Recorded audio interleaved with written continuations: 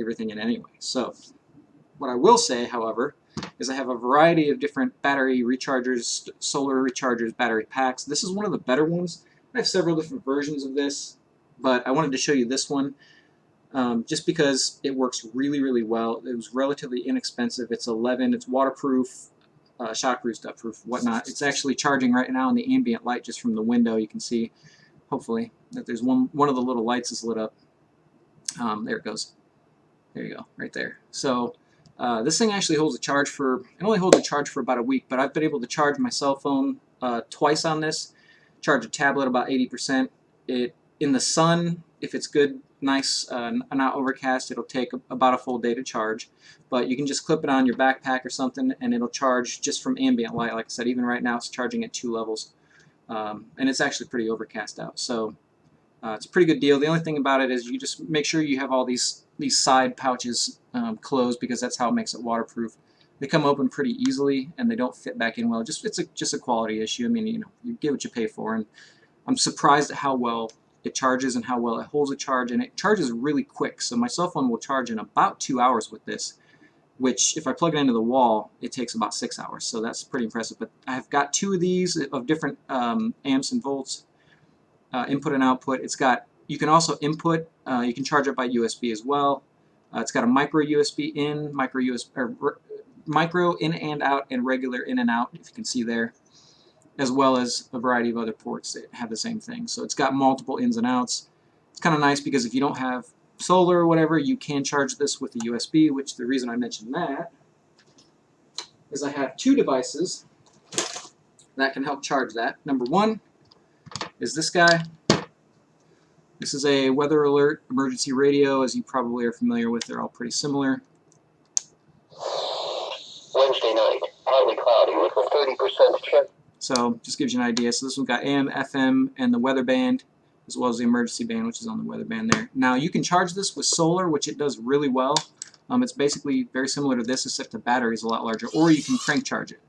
And it takes about 20 minutes of crank charging to fill it, to get it totally charged. Off of that, though, I've actually been able to get this to charge. It's a little slower charging devices, but it charges about 1/3 more than the panel there. And as you can see, there's a variety of ins and outs, micro USB, regular USB. And the other cool thing about this is iPhone or whatever other attachments you've got, it comes built in with a variety of different adapters and attachments, including a DC to a DC voltage adapter. So anyway, that's one example. Another one right here, essentially the same thing. This one I noticed has a little bit longer range. When I took this up to the Smokies, I was able to get reception with this one pretty well. That one I just got the weather band. This one I got AM and FM as well. And it's not solar chargeable. This one, however, does have a headset, so you can put earphones on this again if you're trying to be in a silent environment. That one does not have it for some reason. But anyway, this is also crank chargeable. For this one, it only takes about 5 minutes of cranking to get it fully charged. It's a lot smaller. It's pretty obvious why. And it also comes, if you pop the back off, it also comes with a lot of different cords and stuff built into it as well. And it takes, again, the same DC 9-volt that the other chargers take. So anyway, moving on. There's one more thing that can generate USB electricity and power that is quite useful. And I'm going to do a completely separate full review on this later on. But this is the BioLite, BioLite campfire-ish, supposedly smokeless fire, sort of campfire / recharger. I'm going to go grab the other part of it. I forgot it was over here.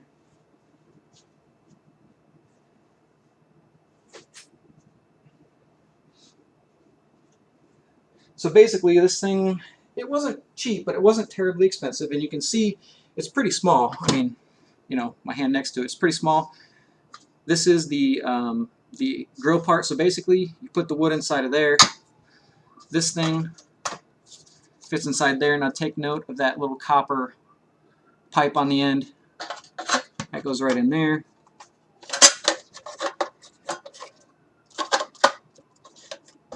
And that's the fully assembled thing. Now you can buy extra adapters for it. This is one example, and it's just a you can see it's just a grill. It goes right on top there.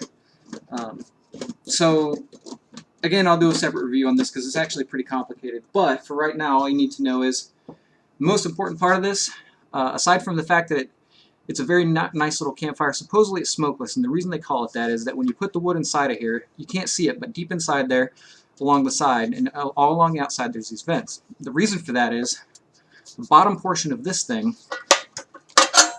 has a fan in there. That's a little fan outtake. So as this thing, first off, it'll hold a charge. So if I turn it on now, it should have a little charge on it. Yep, there it goes, and you can hear the fan. So turn it off here. So basically what this thing does is when you put wood inside of here, start the fire. I use a little, fire starter sticks or whatever, and you just put maybe a couple of pine cones or maybe a handful of sticks in there of pretty decent size. You don't need to start it off with a lot, because what that does is as this turns on, you turn this on, and the fan blows inside of that intake, and it creates a constant circular vortex of air going through, which that's why they're calling it smokeless, because the fire is constantly being blown on, so you don't have any smoldering, you don't have anything like that. I haven't had too much of an issue with ash building up in there, simply because if you pick the right material, but again, I'm not going to go into detail on that. But the other critical part of this, aside from the fact that it burns a really hot fire, burns pretty quick and uses minimal amount of fuel, is right down here, it's got a USB out. Standard USB out. It comes with a cord to a regular USB. Of course, you can buy adapters for micro. You can see here. And what that does is, when this copper pipe is sitting inside of this thing, heating up, it charges the battery, the giant lithium-ion battery that's inside of here. And so that not only self-propels the fan using the heat from the flames and from the fire, but it also will charge a USB device. And I was able to charge my phone actually very quickly with this. I would say in an hour I went from 25% to 100%. So it's pretty impressive. It does what they say it does. It's not necessarily smokeless, just because it has a couple different speeds, and you don't necessarily have it on the whole time. When I'm grilling, it's nice because the grill kind of keeps everything enclosed on the top, and but it's definitely not smokeless. It's just less smoke, put it that way. So anyway, those are the ways that we can generate electricity and charge pretty much every electrical device that I'll talk about from here on out. Oh, and it's got a little adapter, of course, that you can sit on top to put like a pot of water or whatever. And that's one of the other adapters I don't have yet, because I really didn't feel I needed it. A pot or a pan, those are things that are easy to come by. And that's one of the other things I should mention is a lot of the stuff that I have here, some of the low quality, smaller, and or not as good things that you can say, oh, hey, I've seen some better ones. One of the reasons is you don't necessarily need the better ones, but the other reason is I don't necessarily want to invest a lot of money in things that I can pretty much get pretty much anywhere. In other words, commonly found items. As an example, you can see this is pretty small, fits in the palm of my hand. Open it up, and it's a trowel. So I don't need one of those, camp shovels. It's a foot and a half long or whatever. Because honestly, if I really need a shovel, A, there's a lot of shovels around, and B, we can improvise shovels out of just about anything. This is kind of nice because it just gives you the ability to dig into some hard dirt, loosen it up, and then use something larger to scoop it out, or just your hands. I mean, it's not really that hard. So anyway, just to give you an idea of some of the stuff isn't necessarily ideal. This is actually pretty nice. It was only about $5. Almost every item I'm going to show you I got on Amazon, so I should do that. I never paid full price for anything. Basically, I just kept my eyes out and bought things as they went on, either a lightning deal or a flash deal or whatever, or the deal of the day, stuff like that. And so the first item I want to go over to right now. And actually, I'll probably cut this video short just for editing and stuff. Like I said, this is the first time I've ever done a video.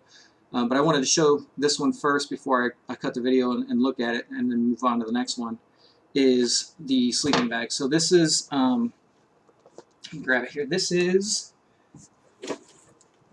and I've really been pretty happy with this. This is an Adventurer Microtech 0.7 sleeping bag. It's by Swiss Sport. Again, I'm not endorsing them, but I will say, this is supposedly a lightweight and compressible micro sleeping bag. I've gotten it out. It's very warm. It's rated down to, I think, 20 degrees, if I'm not mistaken. It was, list price I want to say is, I don't know, maybe 50 or 60 bucks, but I got it for about 29.